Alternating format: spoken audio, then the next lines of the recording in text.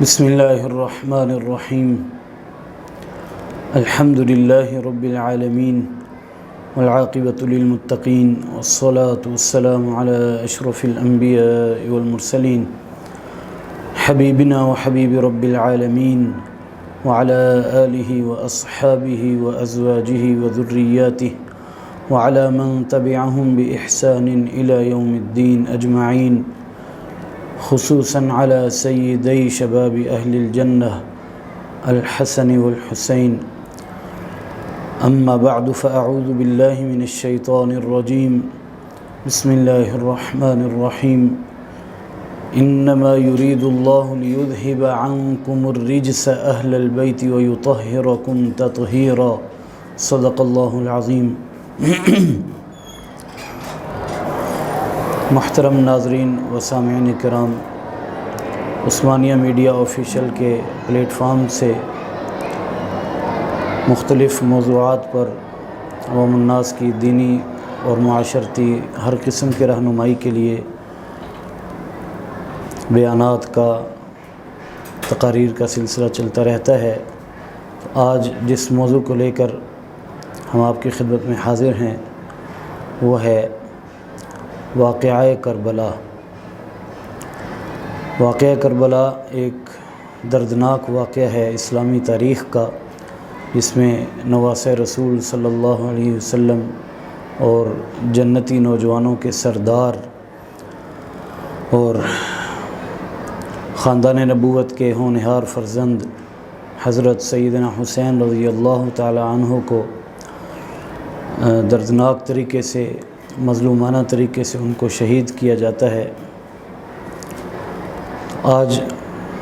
ہم نے ارادہ کیا کہ اس موضوع پر چونکہ بہت کچھ لکھا گیا، بہت کچھ بیان کیا جاتا ہے، ان میں مستند اور غیر مستند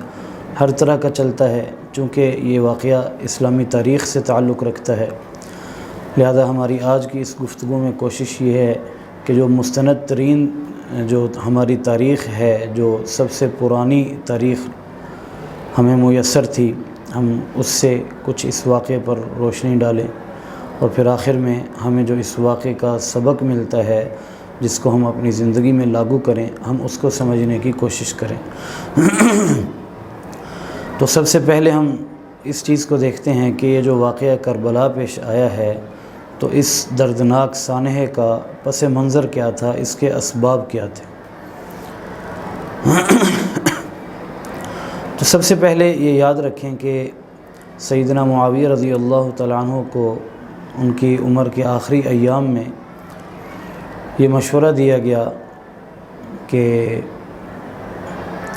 آپ اپنے بعد خلیفہ منتخب کریں، اور اسی طرح مختلف مشورے دیے گئے کہ آپ کسی کو نامزد کریں، اور اس کے بارے میں یزید کا نام، جو ان کا بیٹا تھا حضرت معاویہ رضی اللہ تعالیٰ عنہ کا، ان کا بیٹا، اس کا نام ان کو دیا گیا کہ جی آپ اس کو اپنے بعد خلیفہ نامزد کریں. اور اسی طرح کوفہ سے 40 مسلمان ان کے پاس آتے ہیں یا کہ بھیجے جاتے ہیں کسی مقصد کے تحت، کہ جو آ کے معاویہ رضی اللہ تعالیٰ عنہ سے درخواست کرتے ہیں جی آپ یزید کے ہاتھ پر لوگوں سے خلافت کی بیعت لینا شروع کریں اور اس کو اپنے بعد ایک خلیفہ نامزد کریں باقاعدہ طور پر. حضرت معاویہ رضی اللہ تعالیٰ عنہ کو اس پر تھوڑا شش و پنج ہوتا ہے، وہ لوگوں سے مشورہ کرتے ہیں، تو کچھ اس کی مخالفت کرتے ہیں، کچھ اس کے موافق مشورہ دیتے ہیں. اور اسی طرح یہ بھی لکھا ہے کہ اس وقت یزید کا فسق اور فجور اور اس کی جو خرافات تھیں، اس کا جو باطنی خمار تھا، اس کی خرابیاں تھیں، وہ ابھی اتنی کھل کر لوگوں کے سامنے بھی نہیں آئی تھی. تو لہٰذا اس طرح مشورے ہوتے رہے، تو بالآخر پھر فیصلہ یہ ہوا کہ یزید کی بیعت لینے کا ارادہ کر لیا گیا. تو اسی طرح پھر شام و عراق کے اندر مختلف طریقوں سے جو لوگ اس کے پیچھے تھے، انہوں نے یزید کے لیے بیعت کا خوب چرچا کیا مختلف طریقوں سے، اور اس بات کو مشہور کر دیا گیا لوگوں میں کہ شام، عراق، کوفہ اور بصرہ،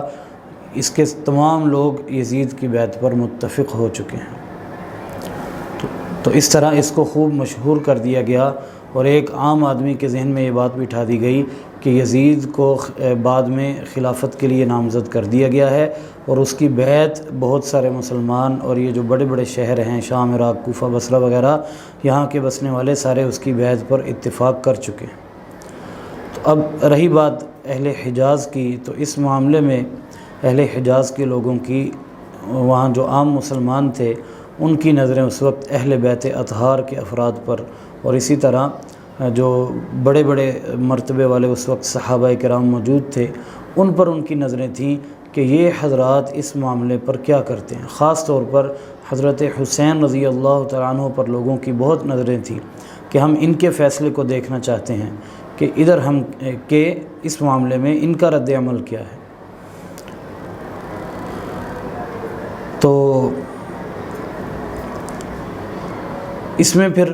یہ جو حضرات تھے، حضرت حسین رضی اللہ تعالیٰ عنہ، عبداللہ بن زبیر، اسی طرح دیگر جو بڑے بڑے صحابہ تھے، ان حضرات کے پیش نظر ایک تو کتاب و سنت کا یہ اصول تھا اس معاملے میں، ایک نقطہ نظر جو شریعت نے دیا ہے وہ یہ کہ خلافت اسلامیہ جو ہے یہ ایک خلافت نبوت ہے، یہ وراثتی حق نہیں ہے۔ ایک تو یہ ان کے پاس تھا کہ جس طرح پہلے خلفاء منتخب ہوتے تھے، ایک آزادانہ مجلس مقرر کی جاتی تھی، اس میں آزادانہ رائے دی جاتی تھی، پھر اس کے مطابق فیصلہ ہو جاتا تھا۔ ایک تو یہ چیز ان کے سامنے تھی کہ اس طرح ہونا چاہیے، اور دوسرا وہ یہ کہ یزید کے ذاتی حالات بھی ان کے سامنے تھے، جو کہ اس بات کی قطعاً اجازت نہیں دیتے تھے کہ یزید جیسا شخص وہ پوری اسلامی سلطنت کا اس کو خلیفہ بنا لیا جائے۔ لہٰذا ان میں سے اکثر حضرات آخر دم تک اس یزید کی خلافت کے، اس کی بیعت کے مخالف رہے۔ لہٰذا اسی حق گوئی اور حق کی حمایت کے نتیجے میں کوفہ اور کربلا میں جو قتل عام اور سیدنا حسین رضی اللہ تعالیٰ عنہ کی مظلومانہ شہادت جیسے دردناک واقعات پیش آئے، اصل اس کا پس منظر یہی تھا کہ ان حضرات کی یزید کی خلافت کو، اس کی مخالفت اور اس کو برحق نہ سمجھنا۔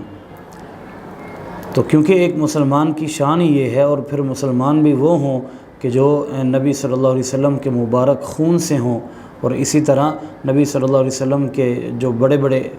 صحابہ ہیں جنہوں نے ڈائریکٹ حضور صلی اللہ علیہ وسلم سے تربیت حاصل کی، تو اب وہ ایک چیز کو حق پر نہ سمجھتے ہوں تو پھر ہو ہی نہیں سکتا کہ وہ اس کا ساتھ دیں۔ لہذا ان کا یہی حق پر ڈٹے رہنا یہ ان کے ساتھ ظلم اور زیادتی کا سبب بنا۔